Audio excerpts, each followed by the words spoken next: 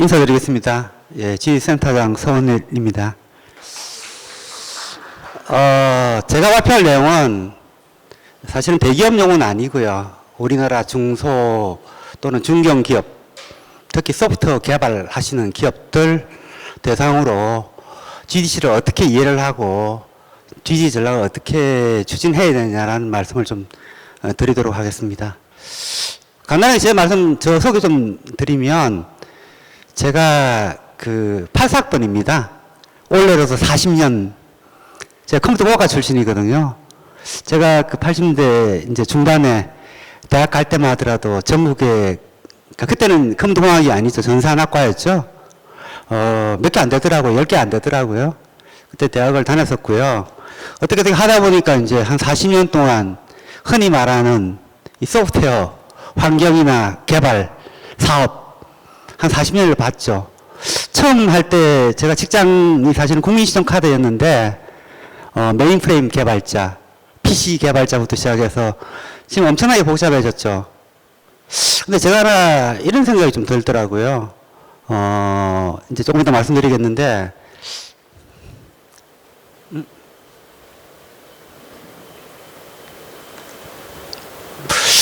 이런 생각이 사실은 특히 2000년 지나면서 계속 들더라고요. SI 사업, 뭐 제가 제목은 SI라고 말씀드리지만은 소프트웨어를 개발하는 산업, 이거 돈 벌 수 있나? 사실 인상이 많이 들어요. 저도 중간에 뭐 공공 SI 하는 KLS라는 회사도 있어봤고, 또 이제 이커머스죠, 패션 IT 하는 회사도 있어봤고 쭉 있어봤는데, 이런 얘기를 많이 하죠. 솔루션을 만들면서 일단 SI로 시작하고, 또는 SI를 가지고 뭘 하고, 그 다음에 연구 과제를 좀 따서 누적한 다음에 뭔가를 한다. 그런데 최소한 2010년 이후로 계속 똑같은 얘기들이 신문에 나오고 있거든요. SI 위기, 돈 못 번다, 이런 얘기 계속 나오고 있는데, 하루 이틀도 아니고 지금도 사실은 그 생각이 떠나지 않고 있는 상황입니다. IT 초창기 때 2000년 이전만 하더라도 뭐든지 간에 개발하면 사실은 돈을 다 벌 수 있는 시기였거든요.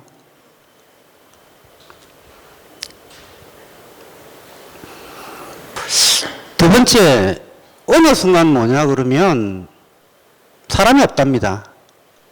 사람이 없으니까 인력을 키워야 되고 어쩌고 저쩌고 한지도 한 15년 되거든요.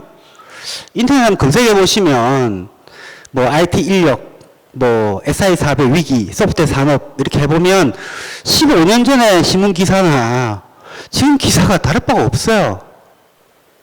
그 다음에 저는 사실은 석사할 때 제 전공이 인공지능이었거든요. 그때만 하더라도 인공지능 돈이 안 돼가지고 그냥 교양으로 끝냈고, 사실은 사회생활 하면서 인공지능 갖고 비즈니스 해본 적이 한 번도 없었는데, 요 원래 인공지능 아니면 죽을 것처럼 얘기를 하잖아요. 그런데 모든 산업이 다 첨단 기술만 하고 차별화된 뭔가 독보적인 기술을 갖고 있어야 됩니까? 아니라고 보거든요. 보편적 기술과 적당한 인력을 가지고 어느 정도 이상의 부를 창출할 수 있는 이득을 남길 수 있어야 되는데, 이 IT는 특히 소프트웨어는 계속 여기에 대해서 확신을 못 가지게 되더라고요.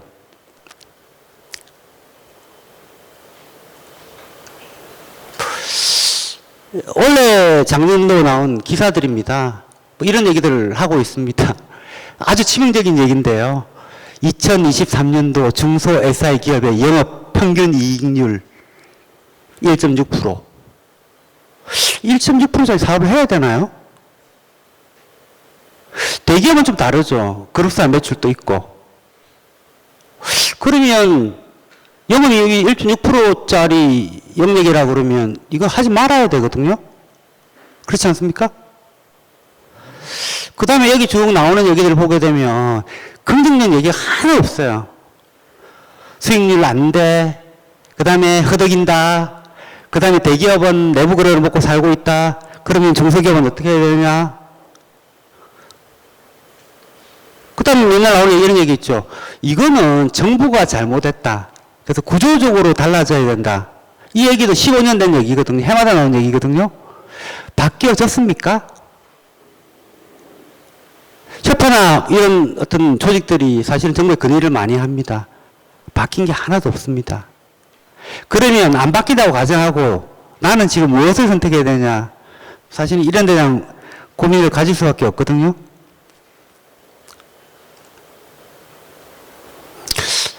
또 이제 몇 년 됐습니다. 코로나 이후로 이런 얘기들 나오고 있습니다. 사업을 하려고 보니까 사람을 못 구해요. 또 제가 뭐 공공 SI 같은 경우 해보게 되면 프로젝트를 수주했습니다. 팀 빌딩이 안 돼요. 뽑아놓으면 나가고. 그렇죠? 이런 거 많이 경험하셨을 겁니다. 그 다음에 또 하나 비쌉니다. 그래서 해결책이라고 언론에 보도는 이렇게 얘기를 하죠. 자, 단순 SI 하지 말고 AI를 해야 된다. 클라우드를 해야 된다. 이러지 않으면 돈을 못 번다. 현실은 어떻습니까? 한 7, 8년 됐는데 빅데이터 초기에 이런 얘기 안 했습니까? 빅데이터를 해야 돼. 빅데이터만 하면 돈도 벌 수 있고 기업이 클 수도 있고 뭔가가 된다. 지금 어떻게 됐습니까? 빅데이터 이런 싹 들어가고 인공지능 얘기하고 블록체인 얘기하고 하고 있죠. 현실은 이렇습니다. 인공지능 영역을 하긴 해야 되는데 인공지능 할 수 있는 인력은 고가죠. SI는 어떻습니까? 고가 인력이 탁월한 인력이라고 해서 단가 더 많이 계산해 줍니까? 안 해줍니다. 딜레마죠.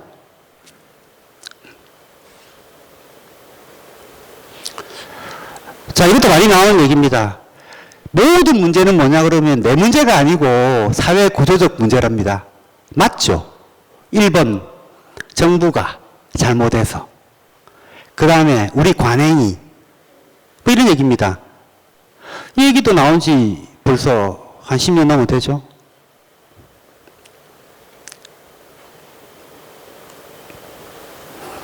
제가 인터넷 이제 검색해 보니까 이 이미지가 있더라고요. 이게 지금 흔히 말하는 중소중견기업의 현 주소를 딱 보여주고 있는 겁니다.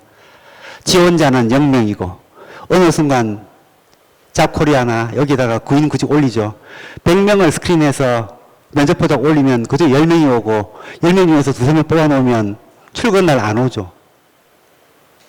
자, 그리고 특히 공공 SI 같은 경우는 지방으로 다 이전했죠. 처음에는 내려보냅니다. 혹시 보내면 뭐냐 그러면 거기서부터 이직 준비하고 있습니다. 프로젝트 언제 망가질지 모르죠. 수주해서 수행도 문제고 그죠? 기본적으로 인력이 항상 모자라고 중간에 그만두고 나가면 이런 문제가 지속적으로 반복되고 있습니다. 인력량 얘기인데요. 여기도 보시면 재밌는 게 하나 있습니다.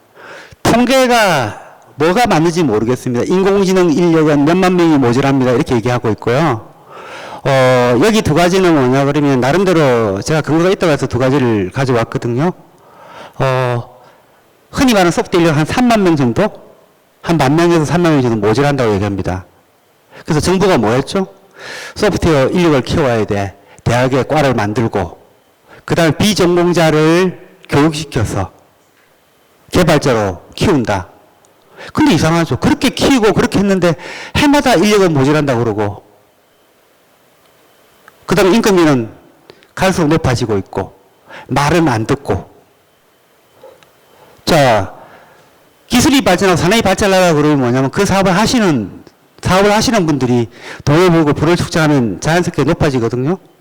근데 우리나라는 어떤 구조냐 그러면 수요보다 공급이 항상 많습니다. 공급 기업이. 수요도 계속 늘죠. 공급 기업은 더 늡니다. 진위장이 없는 것 같아요. 그런데 사실은 소프트웨어 산업은 재료가 사람이죠. 사람이 하나도 모자랍니다. 이 구조라고 그러면 산업이 발전할 수가 없죠. 한 가지 또 말씀을 드리면 특히 이제 뭐 솔루션 하겠다. 뭐 이런 기업들 가보면 뭐냐 그러면 연구 과제를 안 하면 죽습니다. 연구 과제를 통해서 인건비를 일부분 이제 그 처리를 하죠. 그러다 보니까 뭐냐 그러면 저가 수주를 합니다. 갈수록 나빠지고 있습니다. 그래도 뭔가 사업을 한다 그러면 10% 이동률 나야 되는 거고 2~3% 돼야지 뭐냐 그러면 기업이 발전할 수 있거든요. 뭐 이런 구조로 생각한다 그러면 사실은 말이 안 되죠. 여기서 하나 보셔야 될 게 뭐냐 그러면 인력이 부족하다고 얘기를 하는데요. 어떤 인력이 부족한지를 한번 봐야 되거든요. 제일 많이 필요한 거는 중국 개발자입니다. 중국 개발자. 고급이 아니거든요. 삼성전자는 고급 개발자가 없어서 인도 가가지고 똑똑한 애들을 씁니다. 비용 절감 이전에 내가 원하는 걸 개발할 수 있는 능력을 찾는 게 1번이거든요. 근데 SI, 소프트웨어 개발에서는 어떻습니까? 내가 원하는 가격에 근접하는 인력들을, 그죠? 내가 필요할 때 빠른 시간에 구해서 프로젝트 투입하고 소기의 성과를 얻어야 됩니다.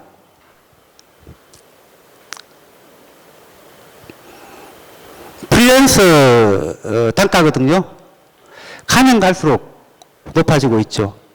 프리랜서가 사실은 정규직보다 더 높죠. 당연히 그럴 수밖에 없는 게 정규직 월급 받는데 프리랜서는 사실은 가동률 아무리 좋아도 1년에 한 80%? 그죠? 몇 달은 논다는 얘기거든요. 한 3달은 놓을 수밖에 없는 구조거든요. 당연히 단가가 높아질 수밖에 없죠. 오른쪽에 보시면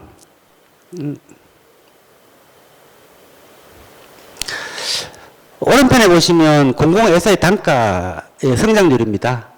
지금 거의 한 3년, 4년 동안 증가된 게 없죠. 인건비는 높아지고, 그죠? 대가는 증가하지 않고, 이 구조에서 사실은 소프트웨어 개발업 하시는 분들이 성공할 수 있겠습니까? 대기업들입니다. 삼성을 먼저 놓고 봅시다. 삼성이 인도에 가가지고 뭐 GDC 만들어가지고 한다고 그러죠. 전자 입장에서 인도에 있는 GDC는 뭐냐 그러면 하이엔드 개발자입니다. 그죠? 사실은 월급이 문제가 아니고 그것을 할 수 있느냐 없느냐 1번이고 그 다음에 뭐냐 그러면 그겁니다. 비용이죠. 자, 그런데 여기 보시면 베트남에 있는 현황만이거든요. 일본 보세요. SDS, CNS, 롯데, 그 다음에 CJ. 전부 SI 회사들이죠. 요 근래의 트렌드는 뭐냐 그러면 인건비가 저렴한 또는 적절한 나라에 가서, 그죠? 현지에서 인력을 고용해서 이 사업을 해야지만이 돈을 번다. 사실은 SI 그 업계에서 대기업이라고 그러면 그룹사 매출이 있는데 중소보다는 훨씬 더 유리하죠. 근데 대기업조차도 이미 베트남에 가서 이러고 있거든요. 근데 명수를 보세요. 삼성이야 뭐 그렇다 손 치고요. 아직까지 뭐냐 그러면 충분히 큰 건 아니지만은 한 1000명 다 언더죠. 자, 대기업이 이렇게 의사결정을 했다는 얘기는 뭐냐 그러면 한국 내에서 내국인만 가지고 소프트웨어 개발 사업을 하면 망한다예요. 해외 인력을 사용하고 해외에서 뭔가를 하지 않는 이상은 소프트웨어 개발 산업은 미래가 없다라는 얘기입니다.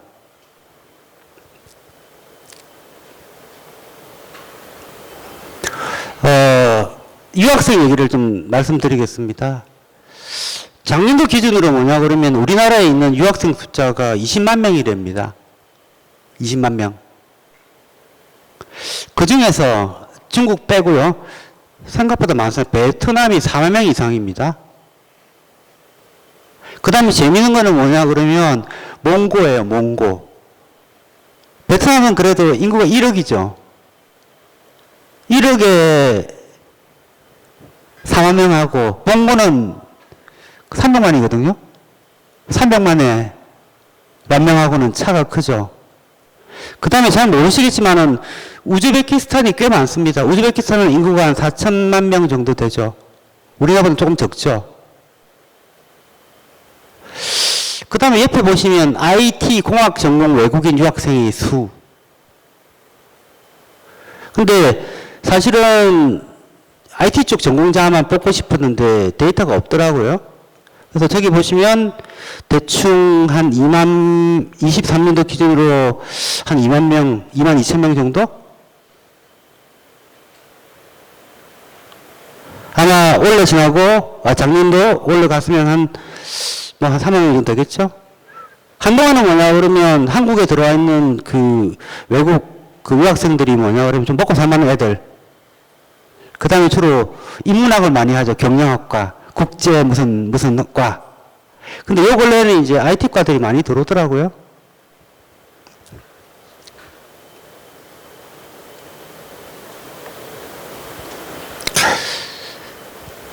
이승의 이현입니다. 제가 첫 직장이 국민신용카드였는데 입사를 딱 하니까 제가 전산부에 있었거든요. 프로그램 개발자였습니다. 그때만 하더라도 아웃소싱 경영이 없죠. 지금 금융에 내부에 개발자 들어온 금융기관이 있습니까? 없습니까? 하나도 없죠.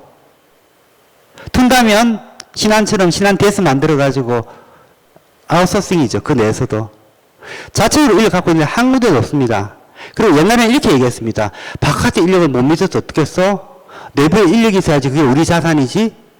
이렇게 자기 합리하고 이렇게 살았습니다. 근데 그게 어느 순간 깨졌죠. as is입니다. as was, as is. 지금 어떻습니까? 이러다 보니까 뭐냐 그러면 노동법 강화되고 퇴직금 줘야 되고 경기가 나빠져서 인력 조정하려고 그러니까 조정할 수가 없습니다. 최대한 적게 써야지. 하다 보니까 어떻게 됩니까? 하청, 아웃소싱, 프리랜서 이러고 있죠. 그렇죠?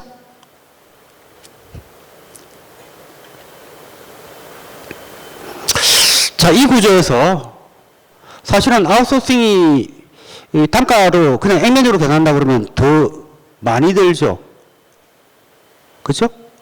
내부 인력 쓰는 것보다는 외부 인력 쓰는 게 더 많이 듭니다. 자, 이래서 뭐냐 그러면 한동안은 이렇게 얘기를 했죠. 정부도 이렇게 생각하고 있는 것 같습니다. 외국 인력을 써야 돼. 외국 개발자들을 한국에 불러들여가지고 채용을 합시다. 언뜻 보니까 해결책 같죠? 해결책이 안 됩니다. 첫째, 비자에 문제가 발생합니다. 비자에. 데리고 들어가 보니까 법무부에서 자꾸 리젝을 놓죠. 그러니까 내가 당장 다음 달에, 그 다음 달에 이 인력 가지고 일을 해야 되는데 들어올 수도 있고 못 들어올 수도 있고 이 상황이면 일을 어떻게 합니까? 그 다음에 둘째, 외국 인력을 고용하면 적은 비용으로도 될 것 같아. 안 됩니다. 안 됩니다. 국내에 들어와서 초기에는 조금 저렴할지 모르겠지만 때가 되면 내국인하고 동등하게 대우해줘야 됩니다. 이 전략은 뭐냐 그러면 고급 인력, 저렴한 인력이 아니고 한국에서 못 구하는 인력을 해외에서 조달하자는 전략이지 흔히 말해서 코스트를 다운시키는, 인건비를 다운시키는 전략은 아닙니다. 그래서 이제 요 근래에 나오는 전략들이죠. 현실적 대안. 그러면 중소기업은 어떻게 해야 되느냐. 해외에 있는 인력을 원격 아웃소싱으로 사용한다. 그러면 베트남에 있는 어떤 기업이 있겠죠. 그 기업하고 계약을 맺어서 그 기업이 보유하고 있는 인력들 중에서 10명, 20명을 내가 컨트롤하고 사용하겠다. 근데 이것도 뭐냐 그러면 무슨 문제가 생기냐 그러면 언어의 문제, 그죠? 그 다음에 관행의 문제, 뭐 서로 간의 이해에 관한 문제가 발생을 합니다. 그러다 보니까 어떤 문제가 발생하냐 그러면 우리나라 옛날에 아까 as is 얘기할 때 아웃소싱 했죠. 국내 기업한테 아웃소싱 했습니다. 국내 기업에 아웃소싱을 하더라도 리스크가 있는데 해외 기업에 보지도 못하고 만나지도 않는 비대면 원격 아웃소싱 했을 때 이게 성공하려고 기대하는 게 이게 말이 되는 얘기입니까? 저기 보시면 위에 빨간 색깔이 있죠?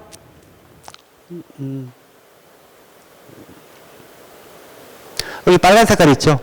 제가 브릿지 엔지니어라고 표현하는데요. 일본에서 이러고 있습니다.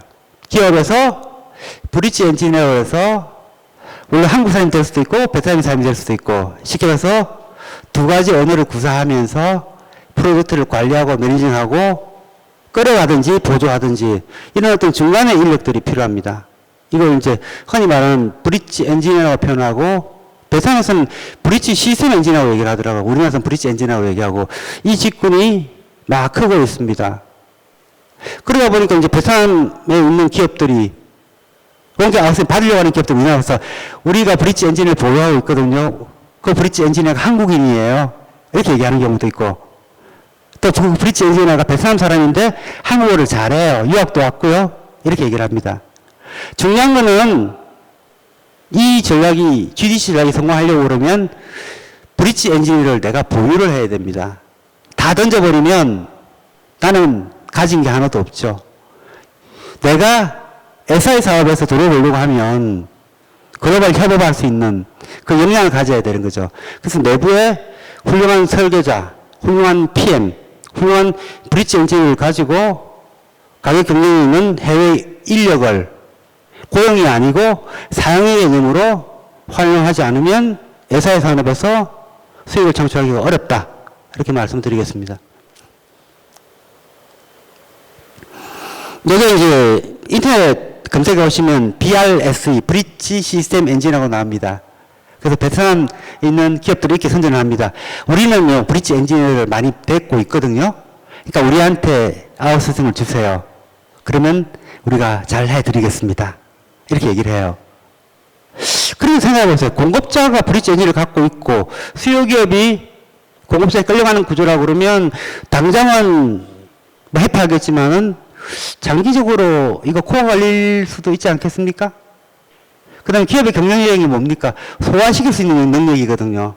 모든 인력을 다 가지고 있는 게 아니고 비즈니스를 차고 나오고 소화시키고 운영할 수 있는 능력이라고 그러면 당연히 브릿지 엔지니어는 그 기업의 자산이 되어야 됩니다.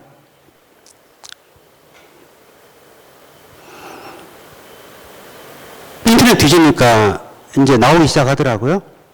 신세계 INC에서 이렇게 합니다. 브릿지 엔진을 뽑겠다. 그리고 국적은 디파이 안 했죠. 은행에 관한 얘기는 하고 있습니다. 그리고 여기 보면 뭐냐고 돼 있나 그러면 3년인가 돼 있죠. 잠깐 있나 2년 이상이라고 돼 있죠. 이 말은 뭐냐고 그러면 끌어가는 사람이 아니고 중간에 이제 이렇게 하모니를 만들어주는 역할이라고 보면 되겠죠. 자, 2년 정도라고 그러면 국내에 유학가 있는 학생들이나 저는 하나 또 보고 있는 게 뭐냐 그러면 다문화 있죠. 아직은 숫자가 적거든요. 다문화. 그 다음에 유학생. 이런 사람들을 조약적으로 한 2년 키우면 되거든요. 그 생각 안 하고 뭐냐 그러면 당장 급하니까 뭐냐 그러면 베트남에 업체 하나 소개받아가지고 거기다가 자기도 잘 이해 못하는 비즈니스를 아웃을 때립니다. 이게 제대로 되겠습니까? 자, 내부에 언어 문제나 이런 인력이 없으면 일단은 한국인이 운영하는 베트남에 있는 또는 해외에 있는 어떤 기업하고 협업을 하십시오. 그러나 장기적으로는 그쪽에도 브릿지 엔진이 있을 수도 있고 나한테도 있을 수 있는 거죠. 내가 가질 때 사실은 내게 되는 겁니다.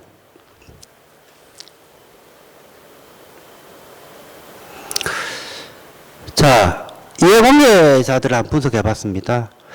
아까도 저기 그 핑거 대표님께서 말씀하셨지만은 베트남 애들 특히 해외는 뭐냐 그러면 사실은 제일 원하는 건 뭐냐 그러면요.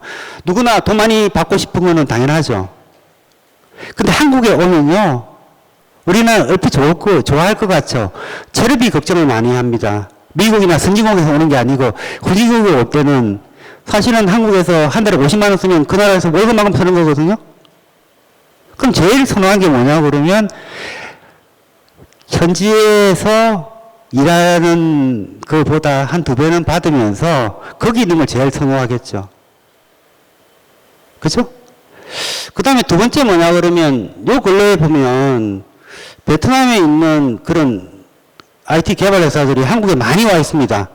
이유가 뭐냐 그러면 사실은 일본에서 한 10몇 년 전부터 베트남 기업들이 일본 기업의 아웃소싱을 우지우지 많이 했습니다. 근데 어느 순간 어떻습니까?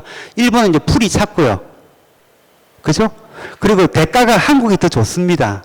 그러니까 모든 베트남 기업들이 한국 와서 이제 막 세일즈를 하죠. 그런데 한국에 여기 현지법인 만들고 왔다 갔다 해가지고 세일즈가 되겠습니까? 우리나라도 뭐 어디 가면 정령, 뭐 정성, 골차공 평가를 하는데 이게 되겠습니까? 단 무지무지 많이 들어와서 무지무지 많이 다니고 있습니다. 거기에서 뭔가 기회를 찾으려고 많이 하고 있습니다. 그 다음에 이제 뭐냐면 국내 기업 입장입니다. 자, 사실은 한 뭐 2000년대부터 지금까지 한 25년 동안 별거 다 해봤습니다. 아까 처음에 말씀드렸듯이 자체 인력만 갖고 사업을 하다가 거기에 한계에 봉착하니까 프리랜서도 써고 아웃소싱도 하고 별거 다 해봤거든요. 그러다 외국 애들 데리고 오려고 시도를 해봤더니 하나 데리고 오는데 비자 문제 생기죠. 경험을 충분히 했습니다. 제일 원하는 건 이겁니다. 일단 비용을 줄여야 됩니다. 아까 평균 이익률이 1.6%가 아니고 그래도 한 16%는 나와야죠. 16%에서 한 20% 나와야지 뭘 사업이라고 얘기할 수 있는 거 아닙니까? 두 번째 뭐냐 그러면 사람 하나 뽑으려고 그랬더니 뭐냐 그러면 100명을 스크린하고 30명을 면접을 보고 한 명을 뽑고 그놈이 안 오고 하는 이 반복적인 게임을 언제까지 하겠냐는 얘기입니다. 그 다음에 뭐냐 그러면 구인 프로세스가 좀 명확해야 됩니다. 면접을 받습니다. 그리고 맨 마지막에 그 대가는 협의라고 돼 있죠. 대가 협의하는 순간 안 옵니다. 해외는 어떻습니까? 또 국내 같은 경우는 인력을 리크루팅 하려고 그러면 프로필을 받죠. 요즘에 젊은 친구들은 용감합니다. 프로필도 가짜를 막 냅니다. 일 시켜보면 달라요. 해외를 어떻게 하겠습니까? 해외의 인력을 흔히 말하는 B2C로 개인 채용을 합니다. 원격 채용이든 한국에 데리고 채용을 합니다. 일을 시켜보니까 이상해요. 그리고 중간에 도망갑니다.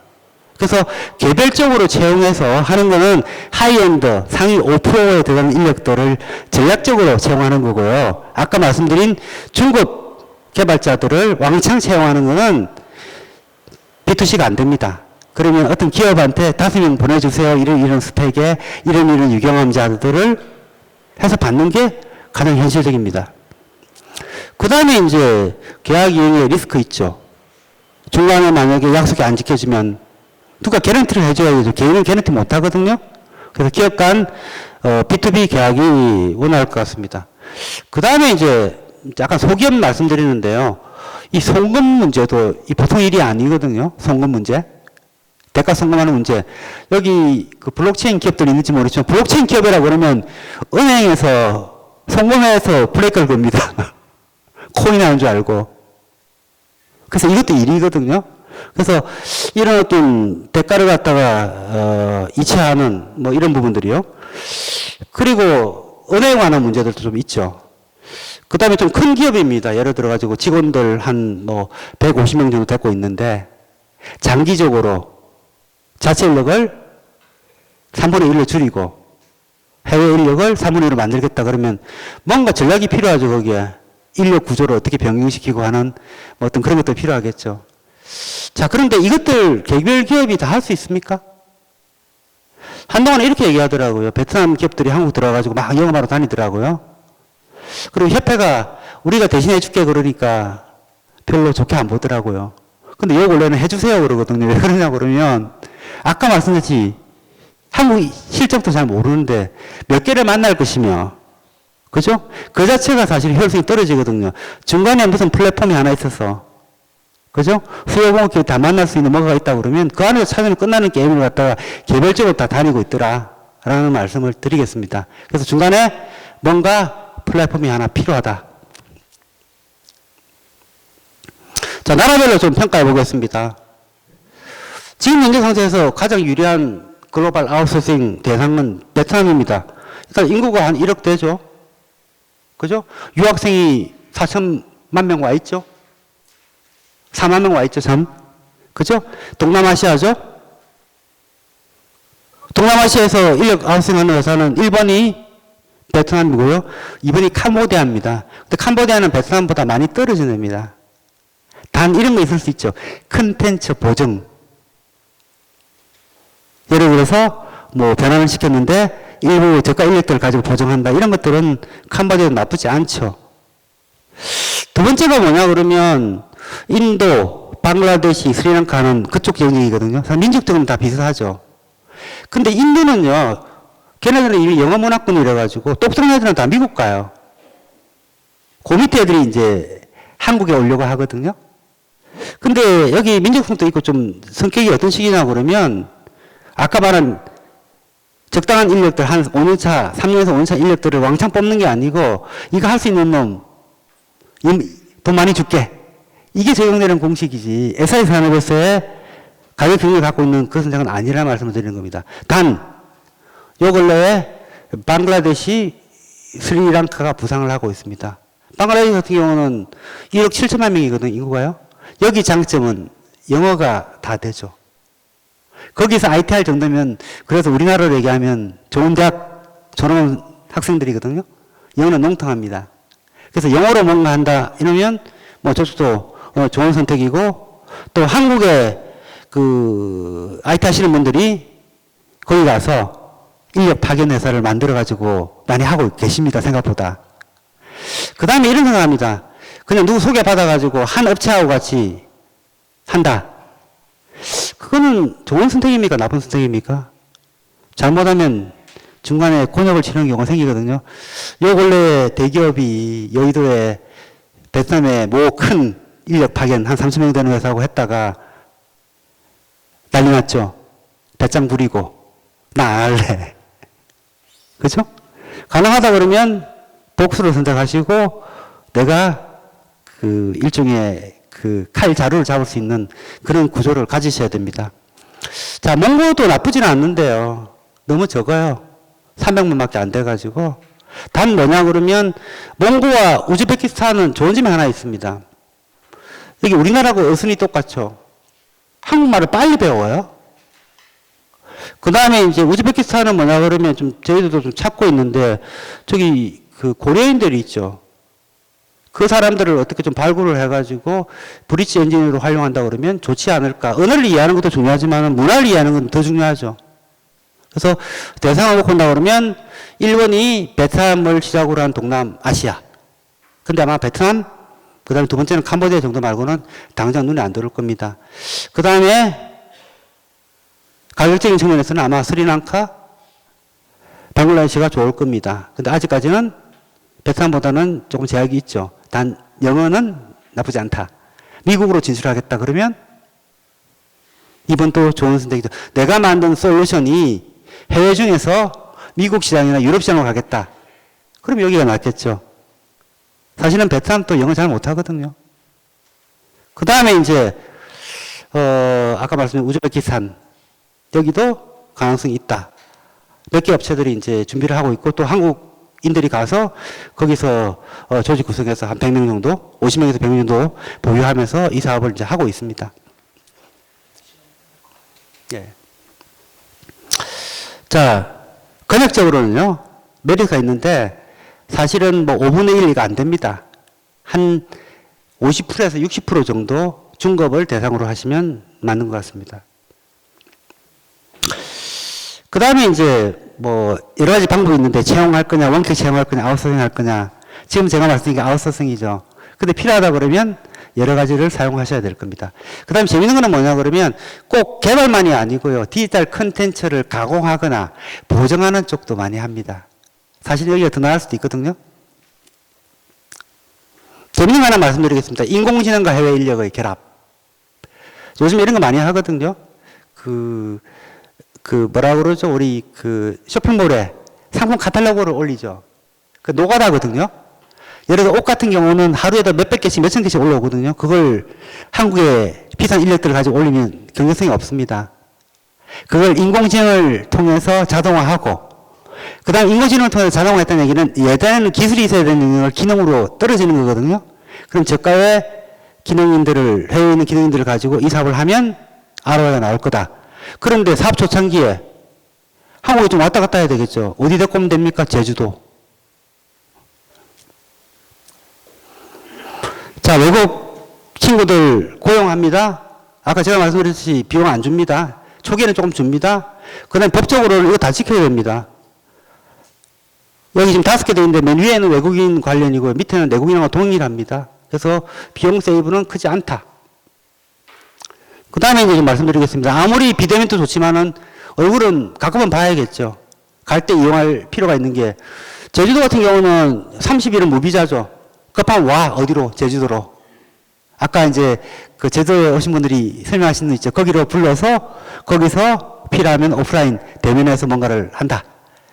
그 다음에 정부가 지금 하고 있는 게 뭐냐 그러면 디지털 노마드 워케이션 비자라고 그래가지고 1년짜리를 하거든요. 시작을 했는데 비자라는 얘기는 뭐냐면 심사를 하고 발급해 주는데 이제 시작을 했으니까 잘 발급해 줄 것이냐 또 거기서 뭐냐 그러면 10개 하면 한 2개만 해줄 거냐 그건 모르겠습니다. 근데 이것도 활용할 수 있을 것이다. 그러면 제주도를 가지고 무사증 제도하고 노마드 워케이션 비자를 활용해서 오프라인 문제는 해결한다. 결론 말씀드리겠습니다. SI 사업, 소프트웨어 사업 성공하시려고 그러면 그냥 안 됩니다. 그냥 하나 떼어가지고, 가지 하나 떼어가지고 해외에 던졌다 안 되고요. 내부에 뭐냐 그러면 인력 조직의 구조를 변경해야 됩니다. 당장 안 되면 뭐 1년, 2년, 3년 잡아가지고 어떤 시간에 방향성하고 변화를 시켜야겠죠. 그죠? 그리고 내부에 뭐냐 그러면 이제 한국인만 갖고 회사 운영하는 시기 끝났습니다. 외국인도 있고요. 아까 말한 뭐 이렇게 다문화도 있고요. 그게 대세입니다. 대기업도 다 그러고 있잖아요. 중소기업들은 이러고 있겠습니까? 그리고 우리 솔직히 말씀드리면 저도 마찬가지입니다만은 소프트웨어가 해외하고 한 적이 없어가지고 사실 소프트웨어 인력들이 영어 잘 못합니다.